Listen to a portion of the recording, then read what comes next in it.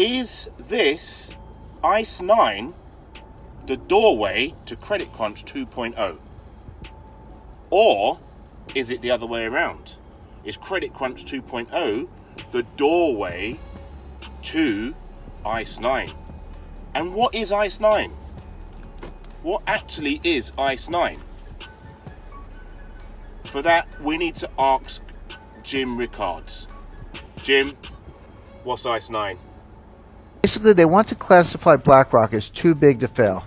The technical term is Systemically Important Financial Institution, or SIFI. That designation normally applies to banks, such as Bank of America. If your bank gets the SIFI label, it means the government will bail you out first in a crisis. But it also means you must turn over control of your bank until the crisis subsides. In this case, they're trying to reclassify BlackRock, an asset manager, as too big to fail. If they succeed, they'll be able to freeze BlackRock when the crisis hits. BlackRock clients won't be able to sell. They won't be able to buy either. Their accounts will go dark indefinitely, and the elite operatives will take control of BlackRock's assets remotely via the internet. But our research shows that their ICE9 plan goes much, much deeper than that. Now, you refer to their plan as ICE9. You just said that. What does that mean? It's a reference to the Kurt Vonnegut novel, Cat's Cradle. In the book, a mad scientist creates a new form of water molecule called ICE9. When it comes in contact with other water molecules, it freezes them at room temperature. One drop of ICE9 can freeze the whole ocean. And that's what these elite operatives are about to do to the world economy. Now, can you share with our viewers exactly who these operatives are and what their ultimate goal might be? Like I said, John, more than 189 elite agents have slowly wormed their way into leadership positions across the board. They now sit at or near the head of the IMF, the World Bank, and even our own Federal Reserve. They also control much of what happens at the central banks of China, Russia, India, Brazil, Canada, and Europe. As you know, these institutions form a kind of global superstructure. It forms a kind of snare net encircling all nations. Their leaders aren't democratically elected. They're not accountable to you and me. They're beyond the reach of government and citizens, and yet they hold the fate of the global financial system in their hands. To get a sense of how they operate, imagine an array of floating spheres. One sphere is labeled IMF. One is labeled Fed. One is labeled Bilderberg. One is labeled Wall Street. One is labeled central banks. One is labeled intelligence agencies. One is labeled media, and so on. The elites inhabit all of these spheres, and together the network forms a kind of 3D Venn diagram. As I see it, regardless of what sphere they inhabit, the elites all share the same vision. One world order, one world taxation, and one world money. Okay, so now we know, kind of got an idea of what ICE9 is. But, you know, what's crypto got to do with that, and how can that help? Well, so if you look at banks' working capital, for a bank to make transactions possible,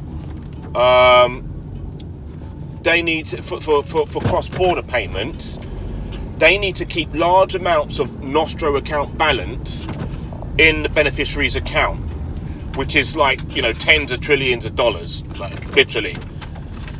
But what's Nostro? What's Nostro Vostro? Or quite simply put, ours and yours. And, you know, basically, Nostro is the account of which the beneficiary country holds the money. So it's actually, the Nostro account is the account of where the money is held within that particular country. And then it's actually received into the Vostro. So you've got the Nostro account where all these tens of trillions of dollars are kept, and when, you know, that money's agreed on by probably what we call irrevocable letter, to say, yeah, okay, you can have those funds, it goes into Vostro, yeah, and it's all in the same country, basically. Nostro, Vostro, it's all in the same country, a particular country, and that tens of trillions is like capital cost, also deposit risks with the treasury, with that bank, which gets passed to the consumer. So with crypto, this tens of trillion dollars, they don't need to be there. You don't need to hold a Nostro account. It just gets rid of that. It completely eliminates the risk. And so it's like there's no need for Nostro. Like, one country does not have to hold a massive risk like that, because transactions can be, you can get finality in transactions instantly within 4 seconds, with Stellar at least, okay? And finality is a big thing when it comes to that, so that you don't even have to have, that sort of relationship with a country to do business with them for cross-border payments. But anyway, so moving forward, I'm gonna have to pull up for this because I need to think about this one. So here's the thing: banks around the world, or shall I say, at least we know, probably in the UK, United States, banks in the United States can now settle with cryptocurrency if they want to, right? Which obviously was brought about by Brian Brooks. It's old news. He was a previous comp controller at the OCC. But what am I getting at here? I think that with this ICE9 elite group, banks have given themselves powers to protect themselves from the elite group with the use of cryptocurrency. And how can that really be unfolding? Well, at the point of Credit Crunch 2.0, which we could see as a doorway through to the ICE9 procedure, the liquidity freeze, at that inception, banks could protect themselves with cryptocurrency to make sure that the system still functions. So it could be an actual battle between the elite and the banks, which again is backed up by government, right? To protect our way of life. That's just a theory, speculation that this came to my mind. But really, when we look at things right now as they are, we could be at the precipice of this Credit Crunch 2.0, ICE9, because inflation is rising with no end in sight. The 10-year-old is likely to find a floor, then move back up. Governments around the world are likely to be buying up more and more US bonds, which obviously is going to increase the rate, is going to increase the confidence in the Dixie, right? Going to increase the confidence in the dollar, so the Dixie is going to rise. And, this is going to give consumers less and less purchasing power. They're not going to be able to keep up with the rate of inflation. And when the government is saying, oh yes, we're going to bring down the rate of inflation by, increasing, by being hawkish, like the Fed raised the interest base rate by 75 points, it's not really going to decrease inflation. Those tools just aren't going to work, because inflation is brought about by supply and demand. When food is in shortage, it's going to cost more. When fuel is in shortage, it's going to cost more. That's just a natural effect. Increasing interest rates isn't really going to. It's going to take a long time before it has any sort of impact effect on it. Yes, it will stop people spending, but people still need to eat and they still need fuel. Yeah. So I can't see how that's going to work with raising interest rates. Because of the consistent rate hikes is something that the ECB are now thinking about doing with their tools of fragmentation. Basically, what they're saying, meaning, is that they're reducing inflation by increasing interest rates. Huh? You'd kind of hope that would work, right? You would, but I can't see it. I mean, there's people out there like Michael Burry from The Big Short, other people. That may agree with him that we're going to have a depression worse than the 1920s. When this debt market implosion starts, this is when we could be seeing the ICE9 thing start to kick in. And really, I think we got to think about the World Economical Forum. War will rage with Russia. people will be so broken in this depression state that what the World Economical Forum's plans may seem really attractive to people at the time.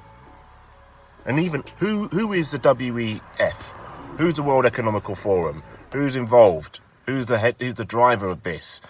And when you think about that, we got to think about the Great Reset, right? Because that's what the words they keep using is the Great Reset, the Great Reset. We're going to reset the economy. We're going to get going. They've coined that term, right? Well, we need to look at Klaus Schwab's,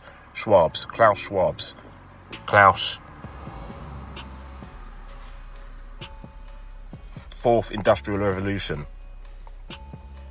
Go. The fourth industrial revolution will impact our lives completely. It will not only change how we communicate, how we produce, how we consume. It will change actually us, our own identity, and of course gives life to such policies and developments like smart traffic, smart government, smart cities. What we will see is that everything will be integrated into an ecosystem driven by big data and driven particularly by close cooperation also of governments with business, civil society. And this revolution will come at a breathtaking speed. It will be like a tsunami. This guy, Klaus Schwab's, has been famous for quoting, "You will own nothing and you will be happy." At least the Economical Forum is, right? And they've stated, the World Economical Forum have stated that capitalism needs a dose of Marxism. It's crazy. Basically saying, we will take away even more and more of your rights and your property.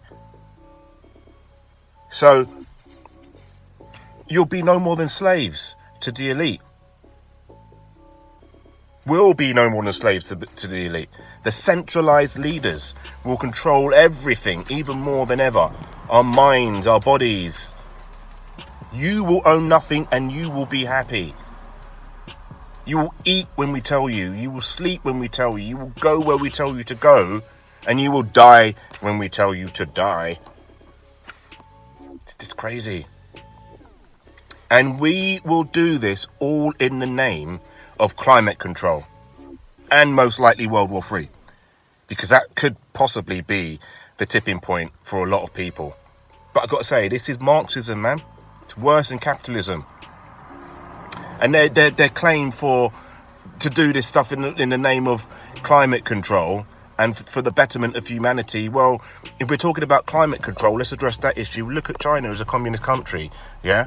How well are they doing at climate control? Their pollution levels are one of the worst, if not the worst. Need I say any more? We need to stay decentralized. We need to stay decentralized to survive. Like, at least us at Zioncoins, we're decentralized. Not your keys, not your crypto, right? That is the meaning of decentralization. We enable you to encrypt your crypto keys and keep them in a safe place. We've got points of access that you can use, like the ledger, the treasure. Check out the links below. Pick yourself up a ledger and a treasure. You need to do it. Keep your crypto safe. You could trade with that. It's peer-to-peer trading. We'll enable you to do it with your finger thumb ID on your phone. From our Zig-Free V2 app once it's ready. Tested it, tried it, it works. Encrypts your keys, keeps your keys safe. You know, we need to stay decentralized, people. Anyway, I'm Nathan, aka Nathan of Zion. Smash the Zion coin up there. Like and subscribe. And check out the next video. And see you in the next one. Take care now.